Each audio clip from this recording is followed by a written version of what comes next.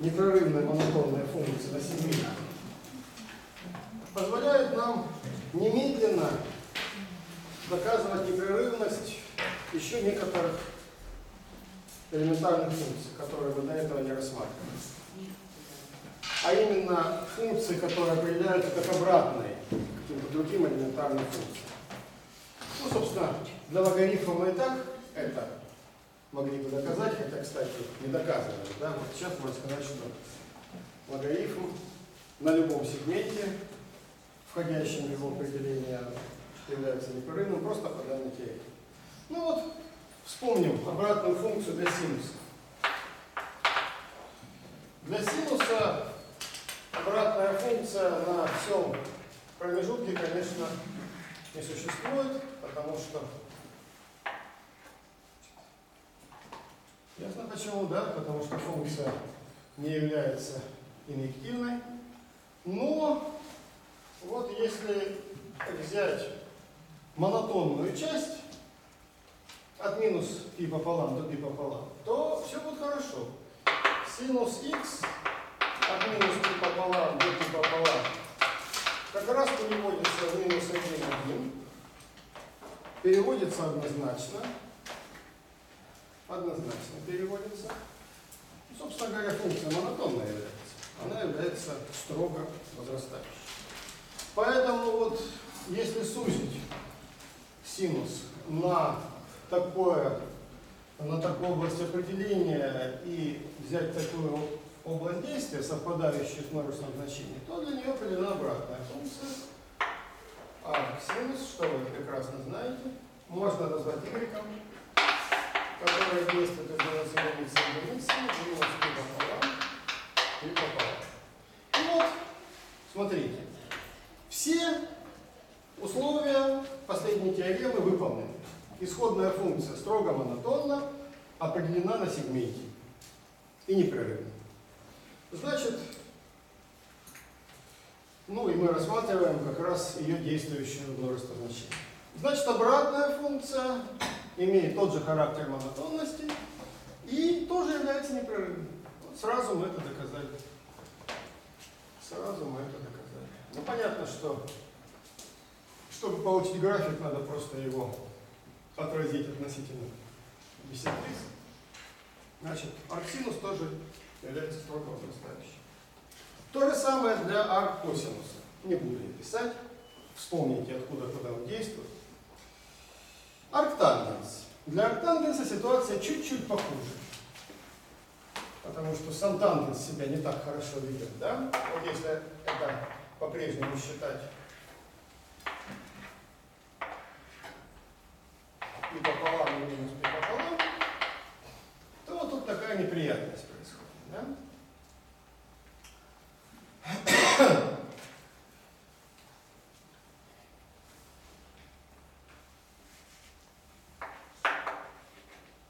Для обеспечения монотонности нам надо рассмотреть тангенс на интервале. И вот на таком интервале, если взять его, он будет действовать во все множество вещественных чисел.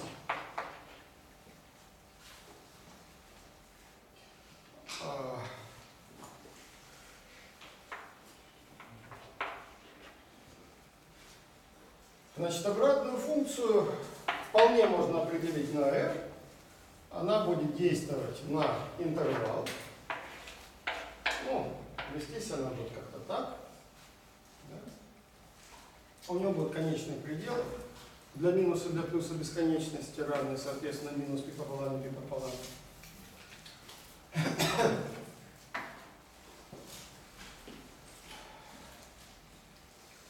То есть первая часть теоремы применима, там ничего об отрезках, о сегментах не говорилось. Значит, мы просто берем это e, интервал в данном случае, множество значений это r, то есть обратная функция существует, имеет тот же характер монотонности, возрастает. Но вторую часть теоремы мы применить не можем, потому что там требовалось обязательно, чтобы функция исходная была определена на сегменте, а тут у нас интервал. Вот.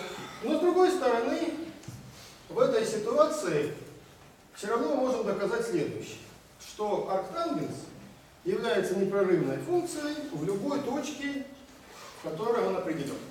В любой точке, в которой он определен. Вот какая-нибудь там точка y0. Вот в этой точке арктангенс является непрерывным. Как это доказать? Ну,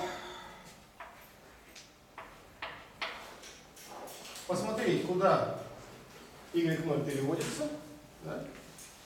И в качестве исходной функции рассмотреть какой-нибудь сегмент АВ, который содержит x0. Ну и, естественно, чтобы сегмент попадал в тот интервал, где мы рассматриваем тангенс, чтобы не было в нем особых точек. Ну, как-нибудь вот так. Вот тут вот взять интервальчик x0. И просто на какое-то время рассмотреть функцию тангенс, действующую на этом сегменте. Ну, разумеется, в этом случае здесь уже не будет r, да? Сегмент будет переводиться в сегмент, потому что мы знаем, что тангенс здесь является непрерывной функцией. Значит, арктангенс тоже, получается, будет действовать из CD в АВ. И, между прочим, в этом CD будет находиться y0 обязательно. Да? Ну и вот смотрите, если мы сузим тангенс на сегмент, содержащий x0, то тогда для этой функции вторая часть теоремы будет выполнена. Потому что мы рассматриваем непрерывную функцию на сегменте. Она переводит сегмент в другой сегмент. Значит, обратная функция тоже действует из одного сегмента в другой. Вот, является монотонной. И по теореме, по второй части, является непрерывной. То есть, мы только что доказали, что если взять любое сужение функции арктангенс на сегмент, то на этом сегменте, на этом сужении, наша функция будет непрерывна. Но раз она непрерывна на всем сегменте, то она непрерывна в любой точке. И вот таким образом мы можем доказать, что арктангенс непрерывен в любой точке своей области определения. Мы не можем сразу утверждать, еще раз повторяю, что арктангенс непрерывен всюду v, потому что нет у нас соответствующей теоремы. Теорема у нас только для случая, когда монотонная функция действует из сегмента в сегмент. У нас тут вот исходная функция действует из интервала v, бесконечное множество, но обратно, соответственно, из r в интервал.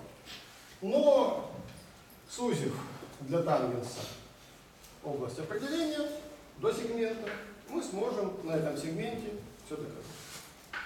Ну вот такое маленькое замечание. Короче говоря, из нашей теоремы вытекает, что и арксинус, и аркосинус, и арктангенс тоже непрерывны. Следующая тема, можно сказать, что она подготовительная к следующему разделу нашему. Хотя мы немножко об этом говорили и кое-что сейчас вспомним. Называется раздел о символике. Как-то этот раздел очень туго доходит. Вот. Ну вот, попытайтесь понять, что непонятно спрашивать. Значит, о-символика – это некий набор специальных обозначений, которые очень коротко позволяют указать, сравнивать скорости роста или убывания различных функций. То есть короткое обозначение, которое вот сразу показывает, какая функция быстрее бывает или быстрее растет. Значит, первое определение будет связано с О малым. Определение такое. Значит, пусть у нас даны две функции f и g, действующие из e v. x0 принадлежит e, предельная точка e.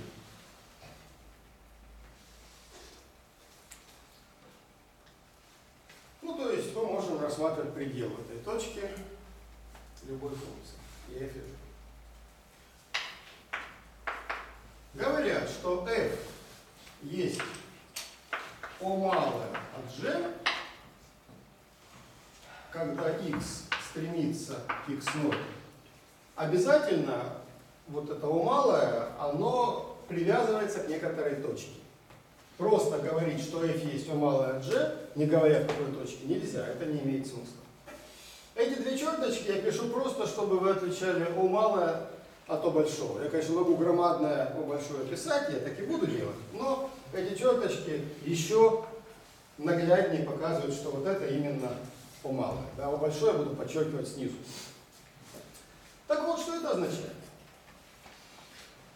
Эта запись означает, что в окрестности точки x0 f от x представимо в виде альфа x на g от x. Причем эта функция альфа такова, что предел альфа от x, когда x стремится к x0, равняется 0. То есть это бесконечно малая величина. Ее предел равняется 0.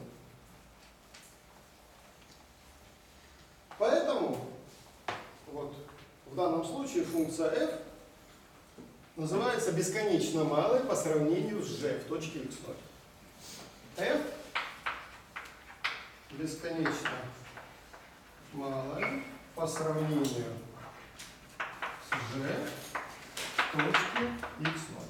Ну или при стремлении x к x0.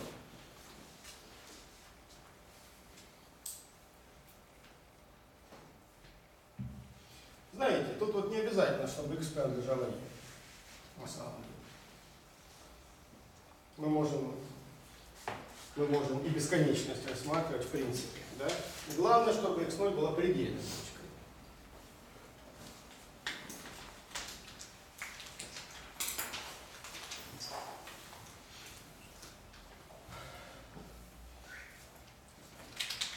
Как еще это можно запомнить? Что это означает? Вот. Я могу это переписать так. Если предполагать, что g от x не равняется нулю в окрестности x0. Я могу уже перебросить сюда и получу тогда f от x поделить на g от x равняется альфа x. А альфа x, видите, стремится к нулю. То есть в этой записи вы можете мысленно вот это g переносить в левую часть, естественно, тогда она попадет в знаменатель, а это малое рассматривать как аналог нуля. И вот получается, что f от g вроде бы равняется нулю. Ну, не совсем равняется, да? Это будет предел, когда x стремится к x0. Вот тут главное не запутаться, что на что делить. Так вот, легко запомнить. Вот можете мысленно считать, что f это есть что-то малое, умноженное на g. Значит, понятно, что это малое будет получено, если вы f поделите на g. Поделите на g. Ну, а почему, собственно, вот так называется? Это бесконечно малое по сравнению с g в точке x0. Ну, давайте пару примеров рассмотрим. Вот.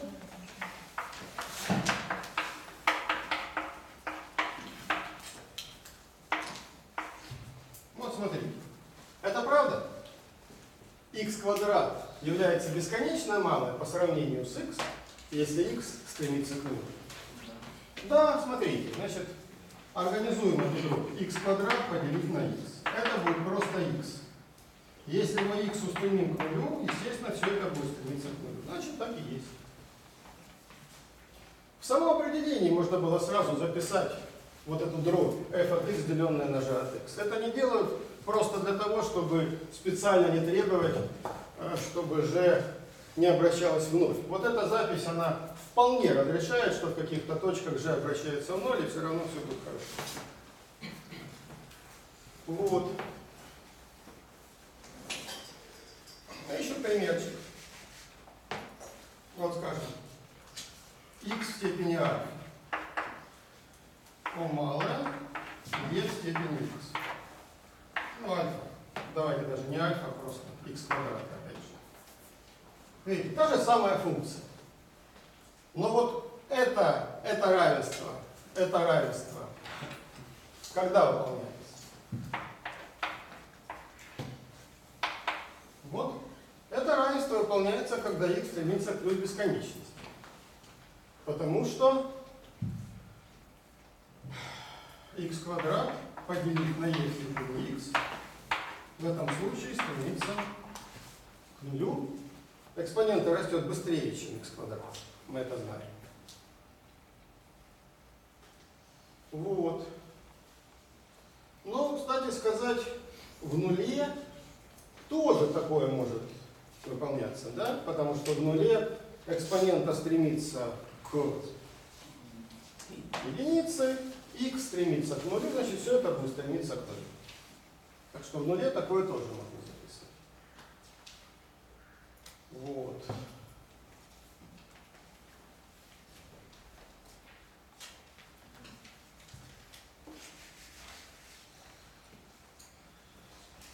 В нашем определении у малого ничего не говорится о том, как себя по отдельности ведут f и g в точке x0.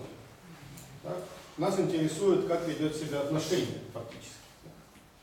Но если мы знаем, как ведет себя g или f, то мы можем немножко уточнить описание вот этого символа.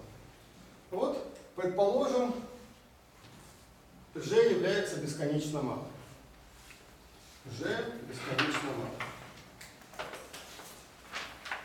В x0. То есть это означает, что g от x стремится к нулю, когда x стремится к x0. Тогда, если вот это равенство имеет место, говорят, что f является бесконечно малым более высокого порядка, чем g. Бесконечно мало более высокого порядка, чем g.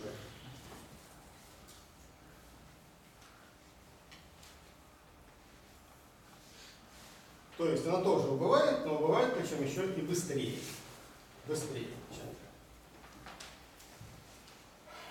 Кстати, а вот как вы думаете, что означает вот такое обозначение? О малое от единицы. Вот какая-то функция равна о малое от единицы. Ну, в какой-то там точке x стремится к x. Что тогда можно о функции f сказать? А? Что она бесконечно малая? Что она бесконечно малая. То есть, что, смотрите, вот опять же мысленно единицу перенесем, это просто f. И мы хотим, чтобы это стремилось к нулю, когда x стремится к x0. Да? Значит, это означает, что функция f стремится к нулю. С какой скоростью мы сказать не можем. Может быть очень медленно, вот, может быстро. Но факт то, что она стремится к нулю. А если я напишу, что это есть у малое от, скажем, x, то это будет более... Ну, тогда уж давайте мы x стремится к нулю. Вот если мы такое напишем, то тут будет больше информации о поведении f, да? Она не просто стремится к нулю, а стремится к нулю быстрее, чем x. То есть, например, если предположить, что f это ну, x там, в степени 1/3, то вот этого быть не может. Да? Потому что если мы x 1/3 поделим на x, то мы получим единичка на x в степени 2/3. Ну и в нуле, конечно, будет бесконечность. Значит, вот с такой скоростью убывать не может наша функция. Вот. А вот, скажем, x квадрат, это вполне подойдет. Собственно говоря, x в степени единичка плюс что угодно положительное. Лишь бы у нас x появился в числителе, а не в знаменателе. Вот тогда f будет малое от x. Что-то, что стремится быстрее к нулю, чем x. Вот. Еще одна ситуация, о которой можно сказать отдельно.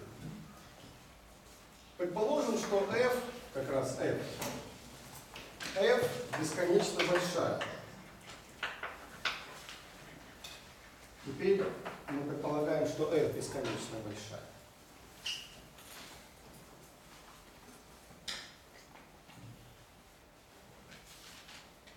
И она есть у малая g. То есть она растет, но g все-таки растет еще быстрее. И поэтому она подавляет рост f, и в итоге мы получаем 0. Если f бесконечно большая, то говорят так, если вот такое равенство выполняется, что g бесконечно большая более высокого порядка. То есть быстрее стремится к бесконечности. Быстрее стремится к бесконечности. Мы уже пример рассматриваем. Вот, то есть на бесконечности, скажем, x квадрат, да, о малое от e в степени x. X стремится к бесконечности. X квадрат неограниченно растет. E в степени x тоже неограниченно растет. Но их отношение стремится к нулю. Это означает, что вот эта функция является бесконечно большой, более высокого порядка. Быстрее возрастает. Ну вот. Вот что такое о малое. Вот что такое о малое. На самом деле, когда мы пишем о малое, скажем, от x квадрат, когда x стремится, например, к нулю, да, то это обозначает все то многообразие функций, которые стремятся к нулю быстрее, чем x квадрат. Это и x куб, и x четвертое, и все другие степени, да? И не обязательно это степени, может еще какие-то функции можно придумать, любые их комбинации, да, многочлены. То есть на самом деле это множество. И вот, откровенно говоря, вот эта запись, если к ней, так сказать, строго подойти, она не очень хорошая. Потому что ее нельзя перевернуть. Да? Вот если я в другом порядке запишу, то это уже будет чепуха. Да? Мы все-таки такие записи читаем слева направо. Верно ли, что малое от x квадрат это всегда x в третьей? Конечно, нет. Да? Это любая функция, которая бывает быстрее, чем x квадрат. Так что вот так писать не следует, это, в общем-то, не имеет смысла.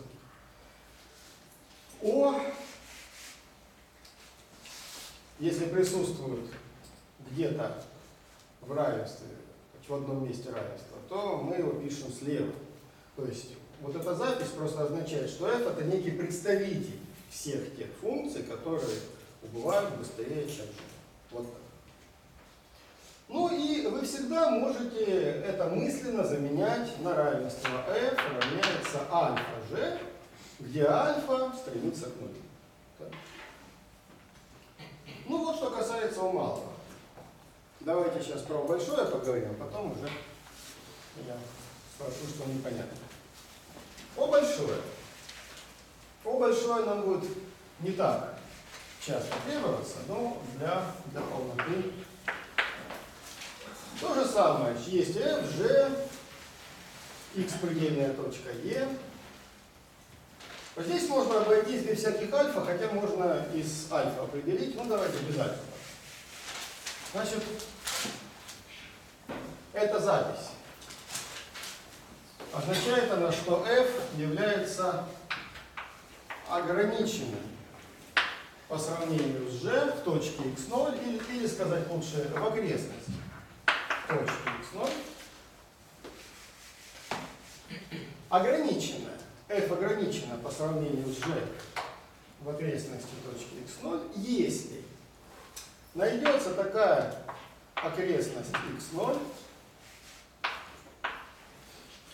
что для любого x, принадлежащего этой окрестности, пересеченный цвет, f от x по модулю меньше или равен c от модуля g от x.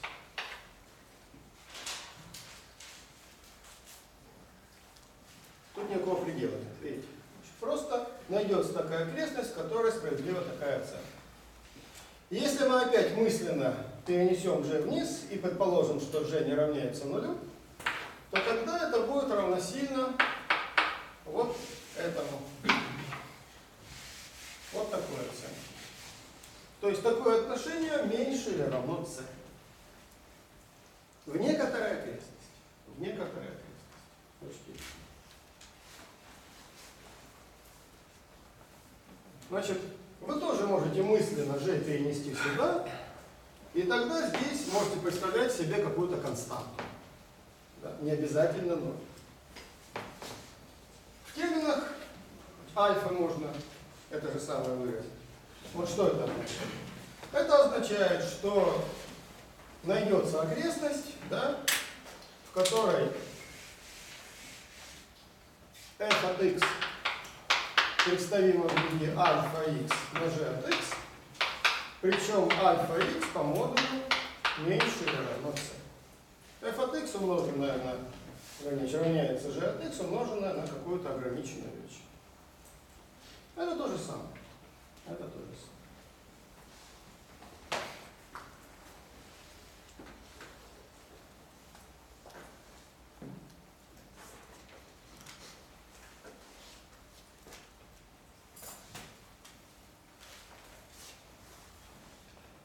Вот скажем, функция f есть x на синус единичка на x. И нас интересует ситуация, когда x стремится к нулю.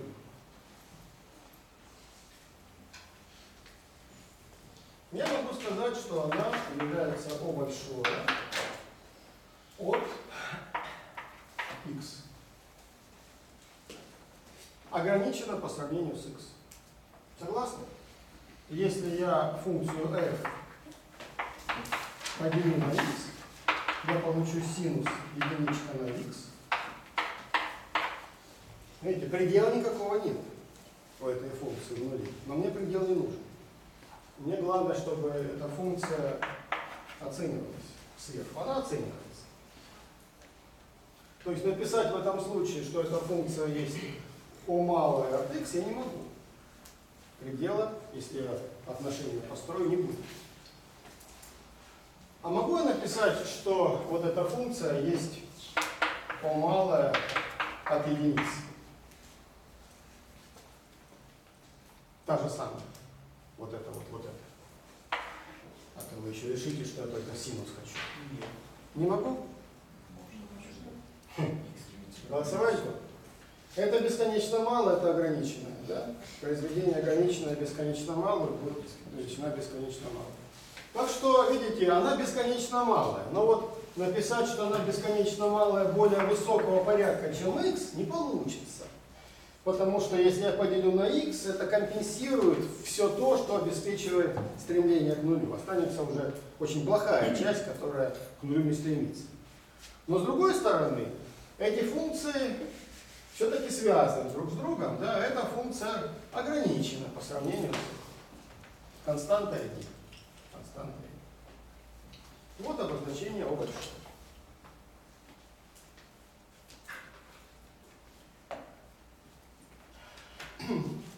Можно привести очень много свойств, связанных с O-символикой.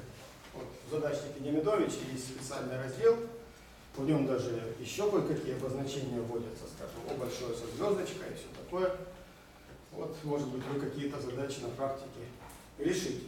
Ну, я одну очень простую рассмотрю.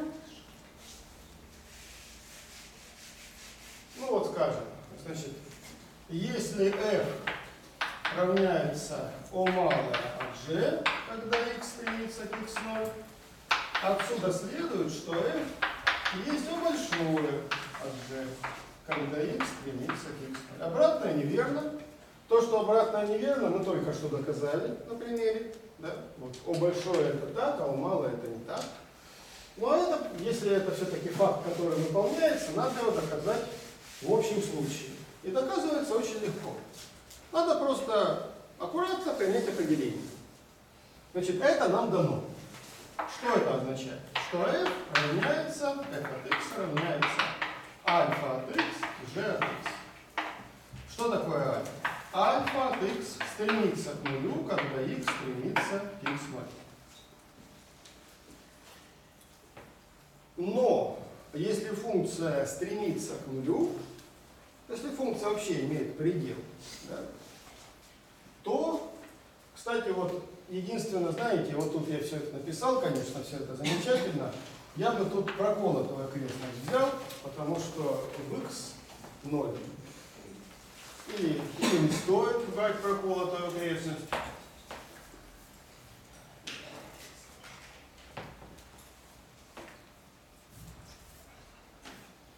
Ну, это, конечно, вопрос определения. Просто в одной этой конкретной точке функция может себя вести совсем не так, как в окрестности этой точки. Ну, неважно, пусть будет так, ладно, без всякой проколки. Значит, альфа от x стремится к нулю. Если функция имеет конечный предел, то она ограничена в окрестности. Да? Ну, причем, даже если она имеет значение, отличное от этого предела, это все единственное значение, да, все равно на ограниченность это никак не повлияет. Значит, из этого факта следует, что существует такая окрестность x0, что для любых x, принадлежащих x0, пересеченных с e, альфа от x меньше c. Ну, существует такое c больше нуля, существует такая окрестность, что такая оценка выполняется. Ну а это, смотрите, это в точности как раз то, что означает,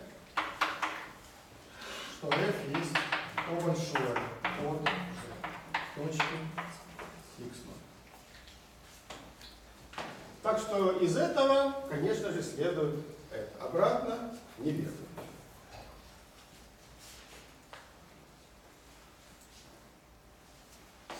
Ну, можно еще какой-нибудь примерчик привести, просто для иллюстрации.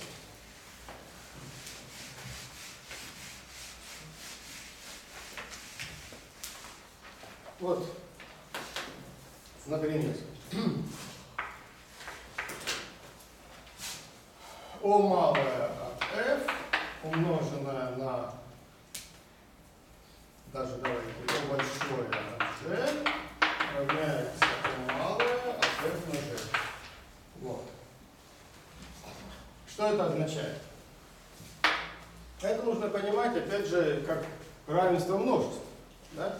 Есть у нас, ну, конечно, когда x к чему-то там стремится, есть у нас множество всех функций, которые являются бесконечно малыми по сравнению с f, самые разные функции. Есть множество функций, которые являются ограниченными по сравнению с g. Так вот, оказывается, если взять какого-то представителя одного множества и другого, и перемножить их, то, что мы получим, будет принадлежать множеству O малое от произведения f на g. То есть доказать надо так, что-то равенство. Именно слева направо. Взять какую-то функцию, так, буквы закончились, ну пусть будет h1, принадлежащую вот этому, ну или просто равную, да, как мы пишем. Взять h2 равную такому-то. И доказать, что h1 умножить на h2 есть O малое от fg. Вот что, собственно, означает данная сокращенная запись. Ну и доказывается это очень просто. Опять же, взять определение и все. Применить его. Что означает, что h1 есть O малое от f? Это означает, что h1 представимо в виде альфа1 от x, f от x, когда x стремится к x. Причем альфа1 от x стремится к нулю, когда x стремится к x0. Тут не надо писать, что x стремится к x0. Вот там надо писать. Представление в некоторой окрестности x0. Что второе означает? h2 от альфа 2х, gx, причем существует некая окрестность, не буду это даже писать, в которой альфа 2х ограничена. Ну, а можете написать некоторая окрестность x. Вот. А что ж тогда можно сказать про h1 и h2? Про h1 и h2 можно сказать следующее. Что эта функция равна альфа1 умножить на альфа2 на f и на g. Да? Вот смотрите. Чтобы доказать, что это есть у малой от f от g, нам требуется показать, что вот этот somножитель является бесконечно малым. Но он является бесконечно малым. Альфа1 от x на альфа2 от x. Это стремится к нулю, а это ограничено. Если так, то, опять же, по свойствам бесконечно малых, это стремится к нулю. Тогда x стремится к x. И вот мы доказали, что h1 и h2, если он малый, это же. Вот так все подобные факты и доказываются.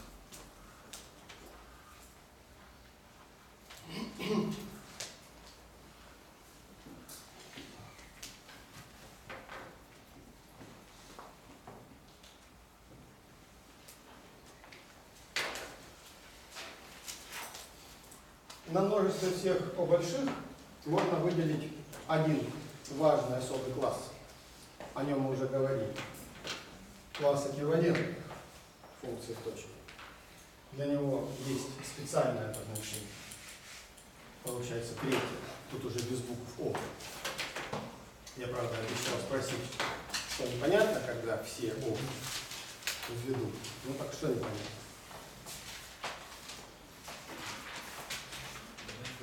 Да. Всегда мы можем найти функцию большего порядка, допустим, бесконечно большой большего порядка, и бесконечно малый большого порядка. Ну, всегда возведите эту функцию в квадрат, и будет она расти быстрее. Правда? Или умножьте на x, она будет расти быстрее. Конечно.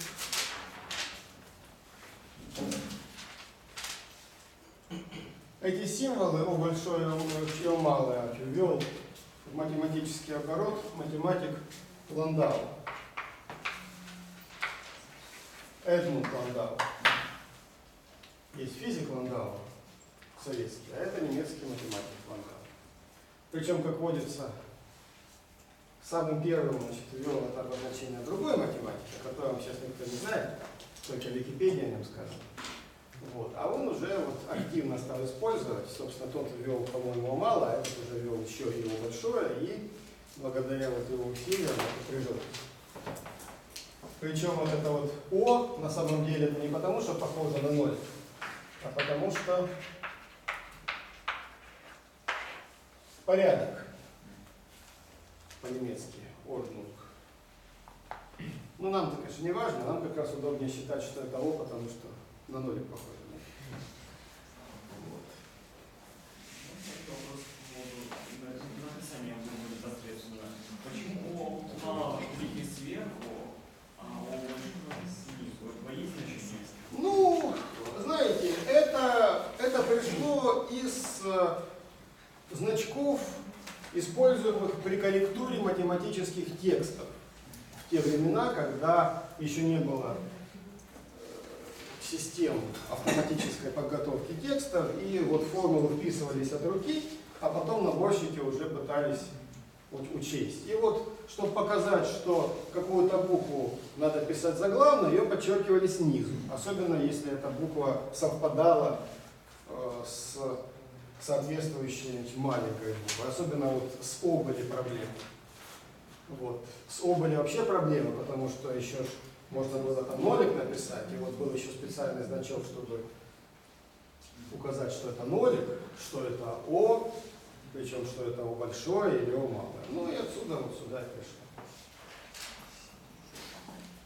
Так вот, говорят, что f эквивалентно g в точке, x0.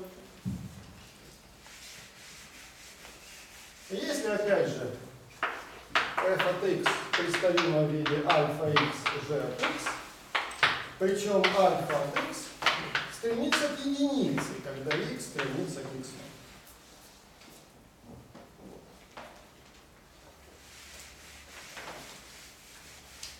Вот эквивалентность означает, что функции в точности себя одинаково ведут при приближении к точке x0.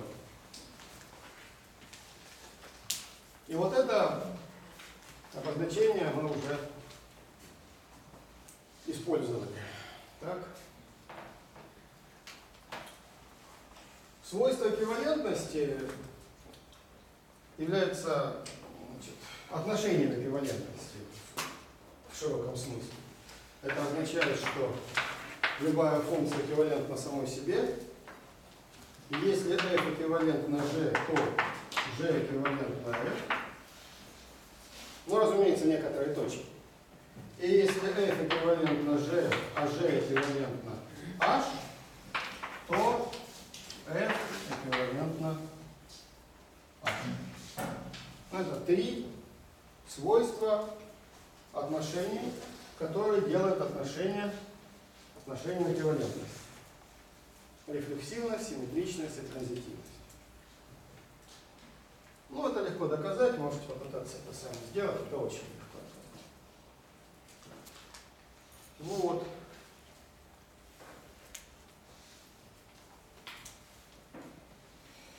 Можно еще такую интересную связь установить между введенными нами обозначениями. Вот f эквивалентно g, когда x стремится к x0, равносильно тому, что f есть g плюс o малое от g, когда x стремится к x0. g плюс o малое. g плюс что-то, что убывает быстрее, чем g. Вот если f именно таково, то значит f и g эквивалентны. Вот. Доказывается очень просто. И в одну, и в другую сторону. Давайте я в одну сторону докажу. В какую-нибудь. Вот скажем, вот в эту. Значит, вот это дано. Это дано. То есть f равняется g плюс h, где h есть o малое от g. Но если h есть o малое от g, то значит h представимо в виде альфа на g. Причем альфа стремится к нулю, когда x стремится к x0. Так? Подставлю. f равняется g плюс альфа на g. Вынесу g. g в скобочках единичка плюс альфа. Обозначу это альфа штрих. Ну или давайте альфа с волной. Альфа с волной умножить на g. Как ведет себя альфа с волной? Альфа с волной это есть единичка плюс альфа, когда x стремится к x0, это стремится к единице. А если это стремится к единице, то мы как раз получаем определение эквивалентности. Я, правда, его уже стер, к сожалению, но у вас это должно остаться. Могу восстановить. Значит, это означает, что f равняется альфа g, причем альфа стремится к единице, когда x стремится к x. Вот, доказал? Доказал. А тут я могу взять альфа, которая стремится к единице, и вычесть из нее единицу. И преобразовать немножко. Ну, вычесть и прибавить, и получу такое представление. Это сами можете сделать. Так, ну что? Давайте. А когда мы вот это O внедряем в арифметические выражения, вот мы получившиеся выражения должны смотреть как на множество?